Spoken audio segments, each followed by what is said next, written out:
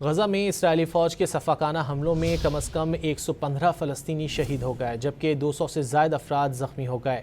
غزہ وزارت صحت کے مطابق صہیونی فوج نے شمالی اور جنوبی غزہ میں امداد کے منتظر افراد کو جان بوجھ کر نشانہ بنایا۔ ان وحشیانہ کارروائیوں میں امدادی مراکز پر جمع ہونے والے 92 فلسطینیوں کو گولیاں مار کر قتل کیا گیا۔ گزشتہ 24 گھنٹوں میں 18 افراد نے بھوک کے باعث دم توڑا، جن میں بچے بھی شامل ہیں۔ غزہ میں اسرائیلی فوج کے سفاکانہ حملوں میں کم از کم 115 فلسطینی شہید ہو گئے جبکہ 200 سے زائد افراد زخمی ہو گئے۔ غزہ وزارت صحت کے مطابق صہیونی فوج نے شمالی اور جنوبی غزہ میں امداد کے منتظر افراد کو جان بوجھ کر نشانہ بنایا۔